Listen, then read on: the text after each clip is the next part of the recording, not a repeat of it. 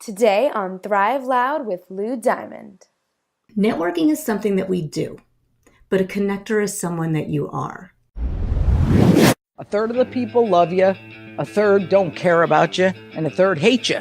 So you concentrate on the third that love you and you go for it. I think the greatest Achilles heel for leaders is they don't give themselves time to think.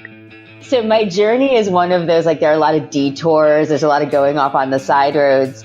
Thrive Out listeners, you're in for a treat. We're here with Jamal Mashburn, Jesse Itzler, the John Maxwell, Jackie the Joke Man Martling, New York Rangers great Mike Richter, Lisa Lampanelli, Mary Carrillo. Oh, how nice. I'm actually going through the practice of being an entrepreneur. Pick yourself up, brush yourself off, and thrive loud. Get ready to thrive loud with Lou Diamond. I love it. Welcome, everyone, to another episode of Thrive Loud with Lou Diamond, connecting you to the most inspiring and amazing people that are thriving each and every day. Today on Thrive Loud, we bring you an accomplished speaker, trainer, coach, author of 4 books. Really? 4 books. How the heck did you do this? She was named by Forbes as one of the 25 professional network experts to watch, a former NYU professor, financial executive, and recovering CPA. She now works with organizations and individuals to help them build real relationships for greater results through her company, Executive Essentials. She has worked with clients ranging from governments to academia to nonprofit to Fortune 500. She has been featured on CBS, MSNBC, and in the New York Times, Forbes, and Working Mother magazine. Her new book, The Connector's Advantage, 7 Mindsets to Grow Your Influence and Impact, is right up my alley. And today I'm going to connect you to a simply spectacular human being. Thrive Loud listeners, Michelle Lederman. Michelle, how are you today? I am doing so great. Can you just, be my intro everywhere I go? We could record it. You could put it in your pocket and, just put it on a microphone before you go speak in all the places that you go to. It's like, the entrance music, like, here's my theme song. So Michelle, as I mentioned in this intro, is also a connector and has written a book around this topic. And I want to jump into that part of it because you've written a bunch of books. Explain to me how this one became the focus of what you've written. And then we'll dive into all the specifics about it because I'm curious to know what inspired you to focus on this particular topic, because you and I talk about this all the time. And I think it would be great for the listeners to hear your take on connecting. This is actually a follow-up to my first book, The 11 Laws of Likability. And that book is really about what to do before, during, and after a conversation to enable likability and enable connection to form. The connector's advantage is about the mindset of having a relationship-based perspective and to understand that real relationships lead to real results. And I have to thank my brother-in-law for coming to my office and asking me what the difference was between networking and a connector, because he actually gave me the last line to the book. Because I said to him, networking is something that we do, but a connector is someone that you are. And what I really focus on in this book is that connectors can get results faster, easier, better. I know that's terrible grammar, but it's fun to say, faster, easier, better. And anybody, and this is really what I want people to know, anybody can infuse the attributes, mindsets of a connector into their interactions and reap those same rewards. Now, you and I are on the same page about this, that the ability to teach someone how to connect is so important. And more importantly about this fact about connecting is this likability thing that you're talking about. Because recently I spoke at a conference and I received a question after my keynote from the audience about friendliness and how to tap into that friendliness skills or that likability skills. Michelle, how can we be more likable? Yeah, I get that question a lot. And I tell people that I wrote the book because I didn't think I was that likable. Hold on one second. Time out. I'm calling you out on that. Thrive Loud listeners need to know, I know Michelle fairly well. She is so likable. There are very few people, if any, that dislike you. So you are likable. I'm just categorize that as absolutely fact. Likable Michelle. I felt the ghost hug. I am, because I've learned about likability. Growing up, I was a very polarizing person, right? People loved me or hated me. It was pretty extreme. And so I really wanted to understand what it was I was doing to cause these types of reactions. And yeah, you cannot make anybody like you. That's one of the things I want to put out there right away. You cannot make people like you. What you can do is enable them to see what is likable about you. So let's dive into that. And I guess in understanding the things that are likable about you, sometimes I think one of the things I believe, and maybe you think this too, it isn't about you when you're trying to like somebody. It's connecting to that other individual and embracing them and being curious about them to make the focus off of you can actually make you likable. Do you agree with that? Yeah, that's certainly a technique, is that people love talking about themselves, and it makes them feel valued. It makes them feel heard. And so that creates a positive mood memory, and that absolutely works. One of the things I usually say is it's not about you and it's not about them. It's about the interaction between the two of you. It's about the relationship, because it's how we play off of each other. So the mood memory and all those things are really important. But we want to make sure that we are reacting. And in this exchange, I almost think of it as a dance. If you could see me right now, I'm doing a little dance of that back and forth that you have with somebody. And so it's understanding, one of the first mindsets I talk about in the Connector's Advantage is being open and accepting. And so that openness is to take in that information in about the other person and accepting all those things about them, but also all those things about yourself that I might refer to as unique charms. Have you ever heard that phrase? Yeah, go into that a little bit more, because I like this idea. A unique charm I define as a quality about yourself that doesn't always work to your advantage, but that you don't necessarily want to or even could change about yourself. So for me, one of my unique charms, you may be aware of this, is that I can talk a lot. Yep. Keep going, because I know that I relate to this so well. Keep going. Let me hear more. So gregarious might be an understatement for my nature. Maybe silence makes me uncomfortable, and so I'm always thinking about filling that silence. And I was told some things about maybe that I was intense or overpowering or too much. And so understanding that unique charm about yourself and managing it and understanding when it works for you and when it works against you. And that's kind of thinking and picking up on how the other person's responding to you. Some people might be energized by all that you're putting out there, and other people might be like, I got to take a step back from this one. I'm only laughing because I know what the Thrive Loud listeners need to know from Michelle's career and mine, while we only overlapped in certain places, we're very similar. And this characteristic you just described, many people have said about me. Sometimes when you go to a party or a social situation, and maybe you've had a few too many to drink, some people change the way that they are. Maybe they get more quiet. A colleague of mine one time saw me in that stage and goes, and we thought he couldn't get any more social or gregarious, but the volume goes up the more excited and fun he's having. I have a feeling that's you as well. Is that true? This might be why I don't drink that often.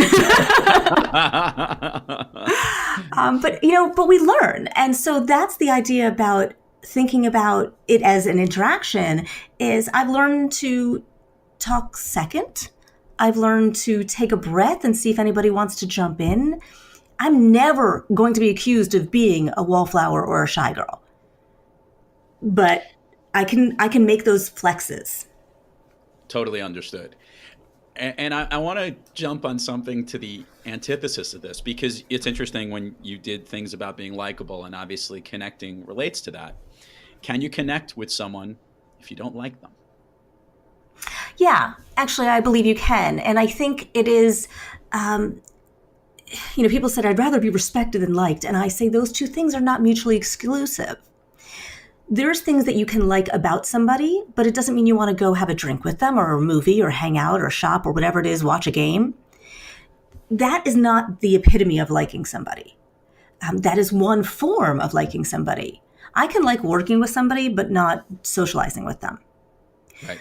So what I want people to think about with connection is figuring out what we connect on. We can connect and find commonality in different ways, whether it is personal, professional, value-based, experience-based, interest-based. There's a lot of forms of connection. Michelle, let's shift this to business and talk about where you are seeing companies, leaders, individuals struggle as it relates to connecting. Oh, God, this is a big question. So we only ask big questions here at Thrive Loud, Michelle. Come on, you know this. You listen. Well, the first thing that you said was business. And so that's really where my mind went. And we need to be relationship-based businesses. Those are the businesses that are thriving. If you think about companies like Netflix, there's a couple companies that I highlight in the book that take a relationship-based approach. They learn their customers. Now, I know that it's kind of scary, all that data that's being collected about us, but it's also about how it's used and how it makes us feel.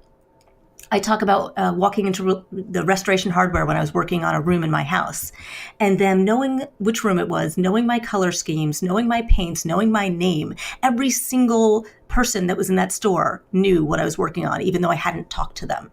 Mm-hmm. And so thinking about how you are building a relationship with your customer creates loyalty. It creates referrals. I'm working with an organization right now that I've probably referred a half a dozen people to, and I've only worked with them for 2 months because of the way that they've worked with me and how I feel that the relationship has been so supportive. I talk about them. And so when you think about how you get your business, you're 4 times more likely to get business from somebody as a referral. So if you've got people talking about you because you built relationship, you are going to have a bigger bottom line, period. Yeah, no, you and I sing the same dance here. And I was just trying to hear this angle because I think businesses are struggling on 3 fronts as it relates to connecting.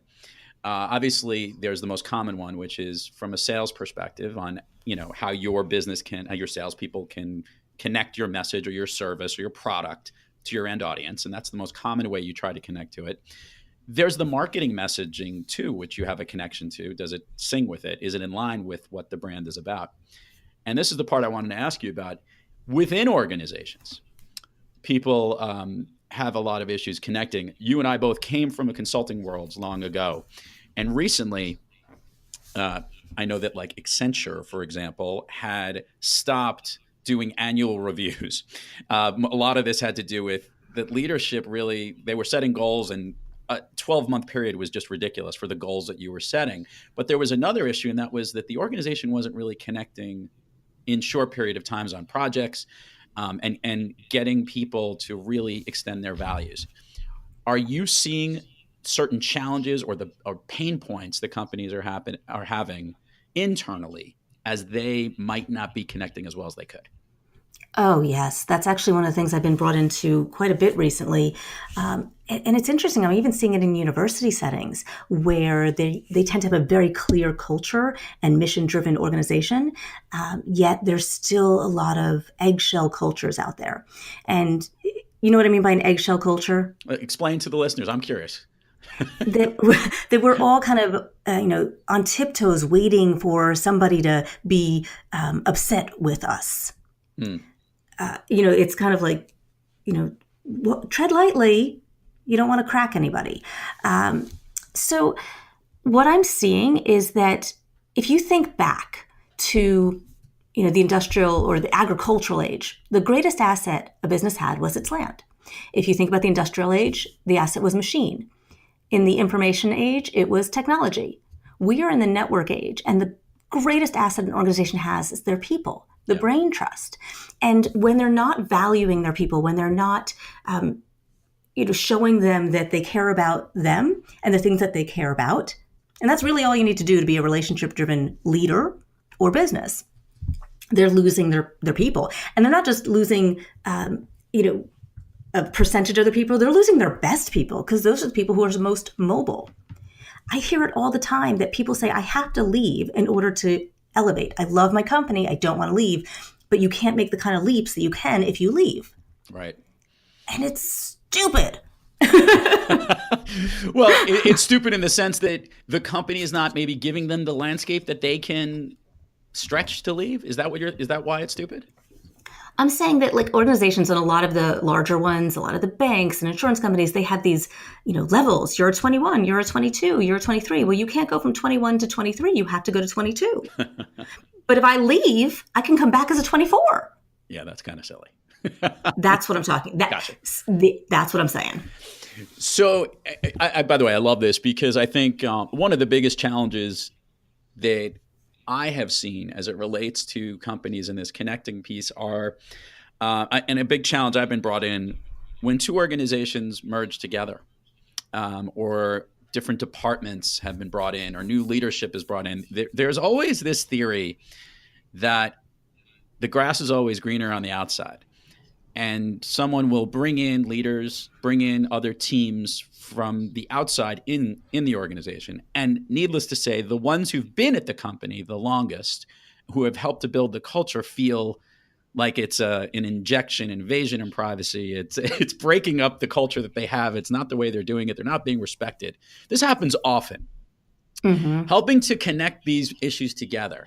What are some of the ways that leaders like yourself can actually help companies merge this connection to meld into one place? I'll let you take your glass of water now. Sorry, I was trying to hold that cough in. No worries.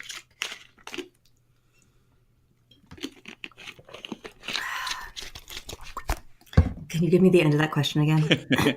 How can we merge challenging cultures together? What are the things that you can do when you have that injection of other people, new people brought in? What are ways that companies can figure out how to connect internally from that difference? One of the things I always say is don't call out the differences, call out the similarities. When we feel stuck moving forward, I say move backward. Move backward to that place of common vision, of commonality, of common mission, of common ground. Get everybody nodding their head up and down rather than side by side. And once we start nodding our head up and down, we're more likely to continue to do that. And then we can start to move forward together. So that theoretically is the umbrella that I talk within. But when we think about change management, because that's really what this is, we're managing the change. The change is the merger. The change is the new technology. The change is what's happening in the organization. But if you don't help people through the transition, the psychological process that individuals go through when a change occurs, then the change won't take place successfully. I like that. I now want to jump into, you do lots of things, Miss Michelle. Obviously, you consult, you write, you speak, you train, you coach, you do all these things and you juggle them together. One, how do you juggle it all together? and two, what I want to know is, what are you most excited about right now that you're focusing on? Is it the book or new things that you're doing above and beyond that? Well, I'll take the juggle question first. I actually listened to your podcast with Jen Slaw, so that's what my mind is going to right now. She tried to teach me to juggle, did not work. I don't think we juggle. I don't think we balance. I think we fit. And I gave up on the concept of work-life balance a long, long time ago. And I believe that we fit what we choose to fit, and the rest goes by the wayside. And so for many years, exercise was not something I chose to fit in. And now it is. And, for me, I have a policy of a certain number of out-of-town gigs that I'll take within a year and no more, because I still have kids at home. And so I kind of create boundaries for myself, and I prioritize certain things and I schedule around them. And so I fit what I can fit. And I am still the worst boss I've ever had. And I work more than I ever did before, but it's my choice. I like that. We make it fit. Sorry, keep going. Yeah, we make it fit. So what was the other part of that question? Well, I guess it was all together, but that's perfect. But basically it was like, you do a lot of these things. And I guess I want to know, what are you doing now that you're most excited about? What's the thing you're most excited about your work? That was the other part of the question. I am really excited about the book. This has been something I had been thinking about for years, to be honest with you. And I got really excited when I was meeting with somebody who created a group called the Connectors Club. And I loved it. And the original title of the book was The Connectors Club. And I had to let it go because I thought that created a connotation of exclusivity. And I wanted people to recognize that it's accessible. And so we changed the name. And I actually had this idea for this book before my third book came out. And it was like my reward for finishing the third book was to get to write the fourth book. And for me, this is the culmination of everything that I teach, whether it's training and management and leadership and communications and how we present ourselves, and marrying that with that relationship-driven focus. So Michelle, now you get the standard Thrive Loud question, because I am curious to know, when you are having an off day, which I've seen her, by the way, she doesn't have off days. She just fits it all in, as we've learned. Who do you seek, or what practice do you turn to help get yourself back on the thriving track? When I was listening to your podcast, I knew this question was coming, and I gave it some thought because I was like, I don't know how to answer that. And I realized that I only had to look at my dining room table and see the jigsaw puzzle on it to realize that that's my vice. There's two vices I would say I have. One is travel. I love to explore new places. I've been to nearly 70 countries. My kids have been to 17 countries each in their short lives. And so I try to take 4 vacations a year and always get at least one new country every year on my exploration. So that's kind of my carrot. But on those just days where you can't jump on a plane, I walk over to my dining room and there's always a giant jigsaw puzzle So going. that is so funny, Michelle, because we have one literally up there right now. It's my daughter has one out there. It's actually the roadmap of the United States of America, and it even has like Alaska and Hawaii like positioned in a map. And it's actually kind of fun because it is about getting to different places, but it's a challenging jigsaw puzzle because it's not as intuitive as one would think. And it is still out there. That is so funny that you do that. And that's awesome. I think it is therapeutic too, that sense of accomplishment as well. It enables you to focus, right? Because that's the challenge when you and women are probably worse at this than men. We tend to have all these thoughts flying around in our brains, and to quiet the brain, I've tried meditation. I stink at it, cannot do it. I don't know how to relax. But if I can get my brain to focus on one thing, for me, that's relaxing. So that's what a jigsaw puzzle is for me. And I wrote a blog post once, said, my husband thinks I don't have enough to do, because he came home with a 3,000 piece puzzle. So Michelle, when you're complete with the jigsaw puzzles, do you actually frame them or keep them, or do you undo them again? What's your belief on that? Well, my son, who helps me with them, and I admire them for about a day, and then we crumple them up, put them away, shove them in the closet, and then maybe we'll redo them in a couple of years. That's very neat. And it's also a great bonding experience too, that sense of like everyone looking for the corners, the edges. I try to engage my younger son, but it's a challenge. So Michelle, let's do this right now. I want the admin part of the show out of the way. Share with all the Thrive Loud listeners all the places people can find you, social media, websites, where they can get the book. We will put it all in the show notes, links, etc. But it's always better when they hear from you. Well, I always welcome people reaching out and connecting. The easiest place to find me is on my website, Michelle, Michelle, Tillis, Tillis, Lederman, Lederman.com. From there, you can get to my blog, you can get to my YouTube channel. I do these little success shorties. What Lou didn't mention is I'm 4'10". This is an audio cast. You know that, right, by the way? But they're shorties, meaning they're usually less than a minute of tips on my YouTube channel. You can find me on LinkedIn. That is my favorite place to be. I do have a Facebook page that you can follow.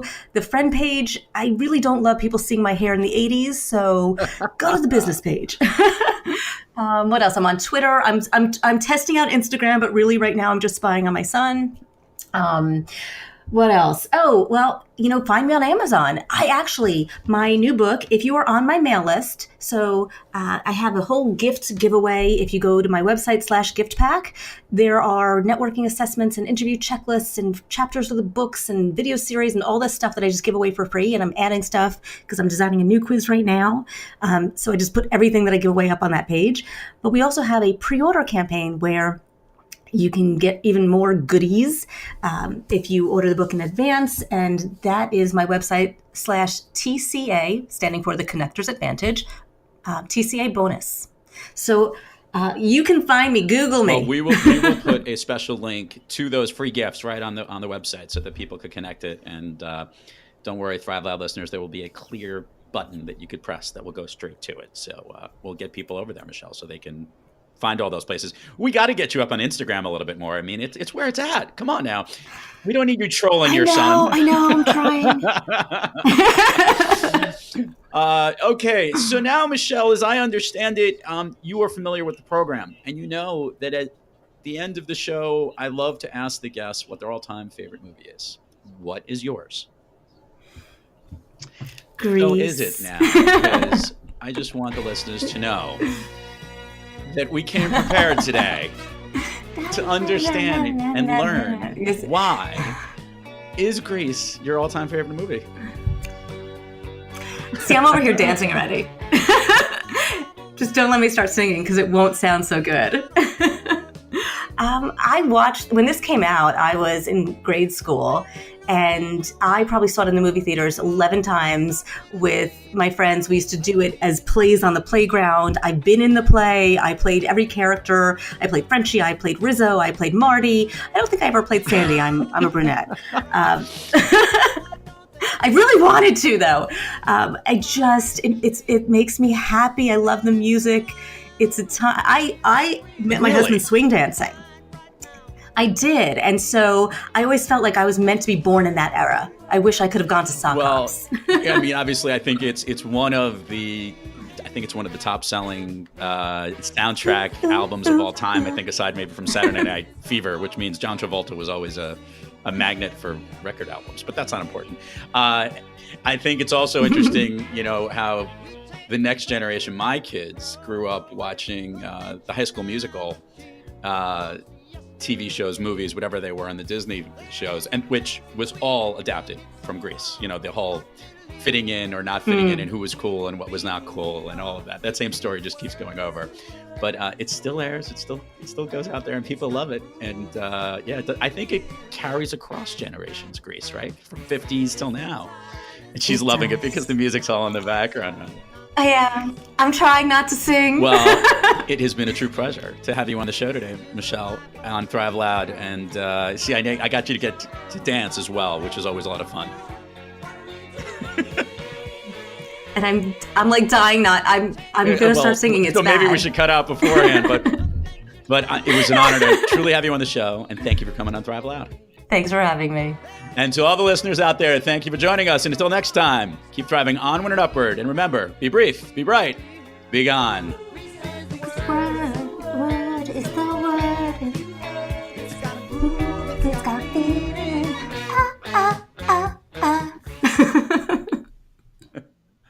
You've been listening to Thrive Loud with Lou Diamond. Now that you've heard this amazing episode, you really need to subscribe and hear all our episodes. Head on over to thriveloud.com and subscribe on whatever platform you listen to your podcasts. And make sure to follow us on Instagram, Facebook, Twitter, and LinkedIn @Thrive Loud. Thanks for listening.